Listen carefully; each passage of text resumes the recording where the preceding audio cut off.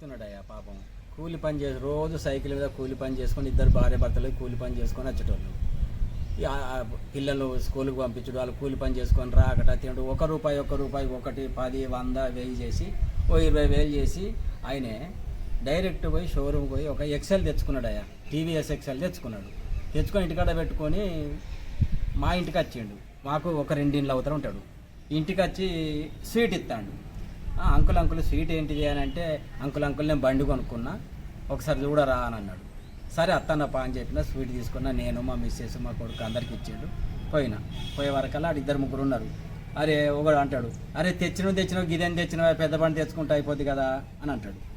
అయితే నేను పోయినాక కొద్దిగా ఆగి మంచి పని చేసినవా, నువ్వు చేసే పని మంచి పని చేసినావు. పాపం ఇన్ని రోజులు తొక్కి నిలబడ్డావు కదా, కలర్ మస్తుంది. ఎక్సెల్ బండి అంటే పెద్ద బండికి మీద ఏం పెట్టకపోరాదా, ఎక్సెల్ మీద నువ్వు గ్యాస్ తీసుకురావచ్చు, కొడుగుడ్లు తీసుకురావచ్చు, సామాన్ తీసుకురావచ్చు. పెద్ద బండి మీద 100 వాళ్ళు నయమయ్యా. కాబట్టి మంచి పని చేసినావు నువ్వు. ఎవరు ఆలోచించ, కలర్ కూడా సూపర్ ఉన్నది, మంచి పని చేసినావు. పిల్లలు, నువ్వు, భార్య, 4 పోవచ్చు. కానీ మంచి పని చేసిన వాళ్ళు ఉన్న వాళ్ళు ఆయనే ముఖం వెలిగింది. వీళ్ళు తెచ్చినవు ఈ పని చేస్తామనే, గా బండి తెచ్చుకోవద్దా, ఈ కలర్ కూడా మంచిగా లేదు, అది దాన్ని కించపరిచాడు. నేను నీ మాట అన్న తర్వాత అక్కడ ఉన్న అందరిని నోరు మోసారు.